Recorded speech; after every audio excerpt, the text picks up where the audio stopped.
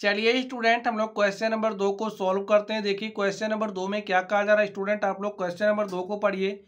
इसमें कहा जा रहा है निम्नलिखित में से प्रत्येक को सरल करके घातांकीय रूप में व्यक्त कीजिए। तो चलिए हम लोग सरल करके इनको घातांकीय रूप में व्यक्त करते हैं। तो स्टूडेंट आप लोग क्वेश्चन नंबर 1 को ध्यान से देखिए। इस क्वेश्चन नंबर 1 में क्या कहा जा रहा है, इसमें में क्या दिया गया है। चलिए हम लोग यहीं से लिखते हैं। तो सॉल्यूशन होगा 1 नंबर का, हमें दिया है 2 की पावर 3 को मल्टीप्लाई करना है 3 की पावर 4 से, को मल्टीप्लाई करना है 4 से, और यहाँ पर क्या दिया गया है 3 गुणे में 32। ठीक है स्टूडेंट, चलिए हल करते हैं। यहाँ पर क्या लिखा है 2 की पावर 3, तो 2 की पावर चलिए काट ही देते हैं। देखिए 4 के 4, 4 अठे 32। ठीक है, 2 की पावर 3 का मतलब क्या होगा स्टूडेंट, 2 दूनी, देखिए 2 की पावर 3 का मतलब क्या होता है, 2 की पावर 3 का मतलब होता है 8, 2 दूनी 4 दूनी 8।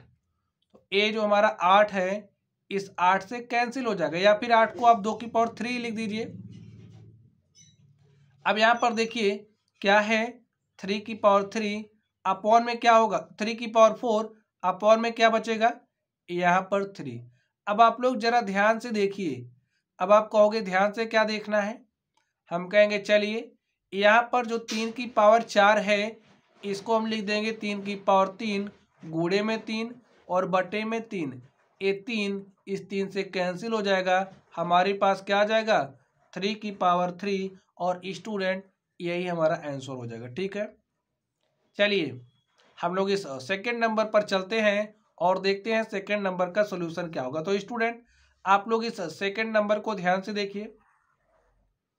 यहाँ पर हमें क्या दिया गया है 5 की पावर 2 की होल पावर 3 को मल्टीप्लाई करना है 5 की पावर 4 से, और यहाँ पर हमें भाग देना है 5 की पावर 7 से। तो स्टूडेंट आप लोग ध्यान से देखिए। अब यहाँ पर कौन सा आप क्या करोगे इसको समझ लीजिए।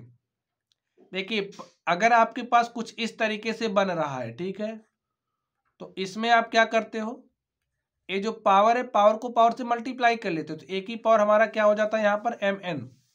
तो यहाँ पर 5 लिखिए, 2 को मल्टीप्लाई करेंगे 3 से तो 5 की पावर 6 हो जाएगा, और यहाँ पर 5 की पावर 4। ठीक है, चलिए ध्यान से देखिए, भाग देना है 5 की पावर 7 से। स्टूडेंट आधार समान है, देख लीजिए कॉन्सेप्ट समझिए। ए की पावर अगर m है, ए की पावर n है, तो देख लीजिए आधार इसका भी a है इसका भी a है। तो जब आधार समान होता है और गुणा हो रहा हो तो गुणे में क्या होते हैं घातें जुड़ जाती हैं।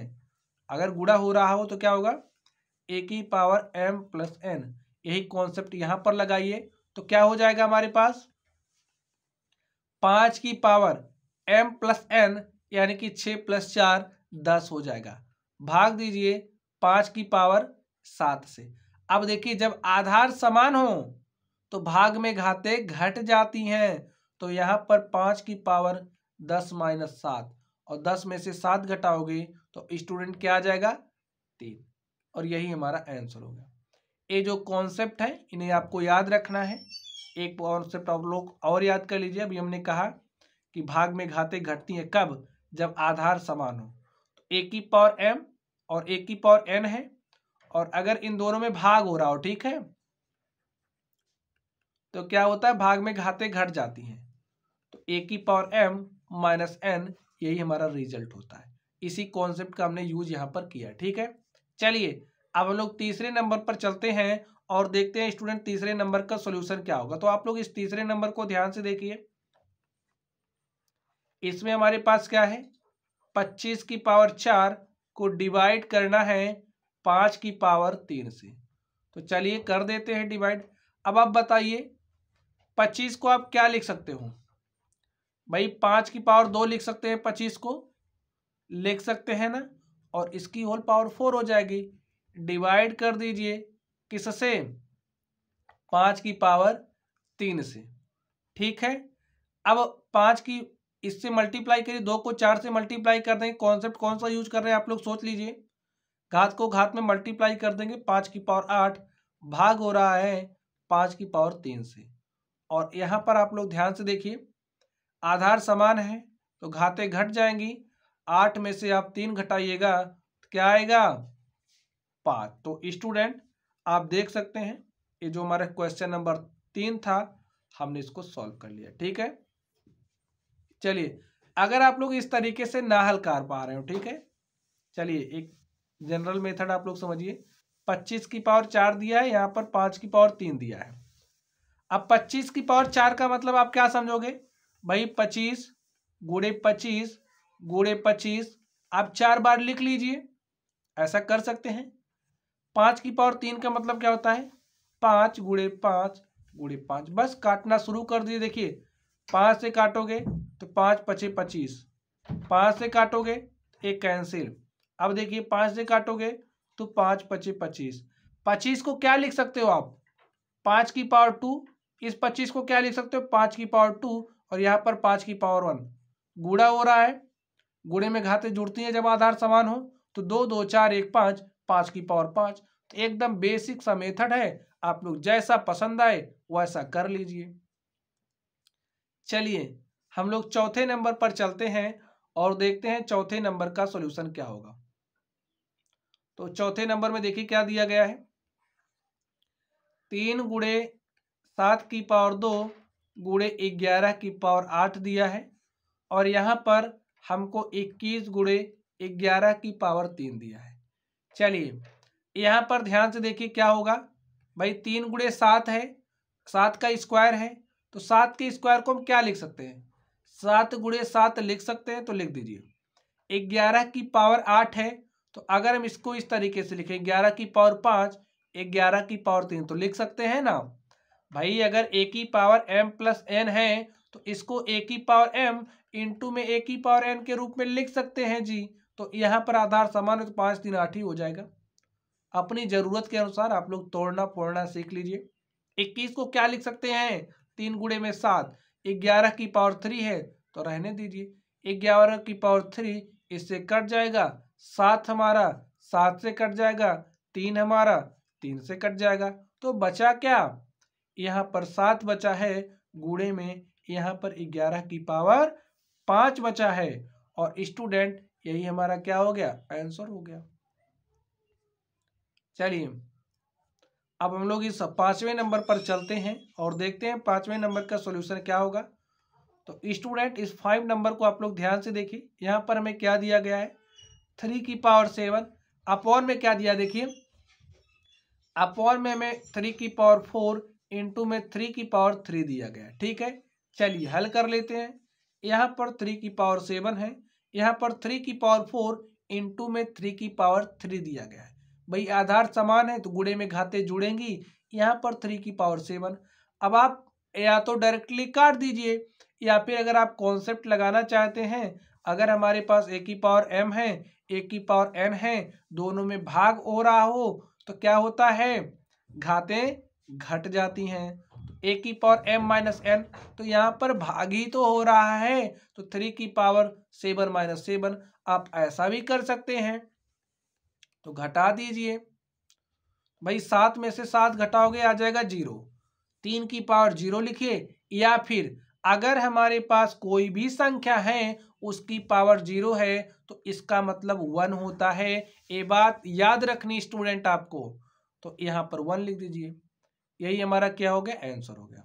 ठीक बच्चों, चलिए अब हम लोग इस छठे नंबर पर चलते हैं और देखते हैं छठे नंबर का सॉल्यूशन क्या होगा। तो छठे नंबर को आप लोग ध्यान से देखिए, हमें क्या दिया गया है? हमें 2 की पावर 0 प्लस 3 की पावर 0 प्लस 4 की पावर 0 दिया है। अभी अभी हमने क्या कहा? अगर कोई भी संख्या है उसकी पावर 0 लिखी है तो वो क्या होगा? 1 होगा। तो 2 की पावर 0 1 होगा, 3 की पावर 0 1 होगा, 4 की पावर 0 1 होगा। भाई 1 प्लस 1 प्लस 1 हो जाएगा 3, और यही हमारा क्या हो जाएगा? आंसर। चलिए 7वें नंबर पर चलते हैं और देखते हैं 7वें नंबर का सॉल्यूशन क्या होगा।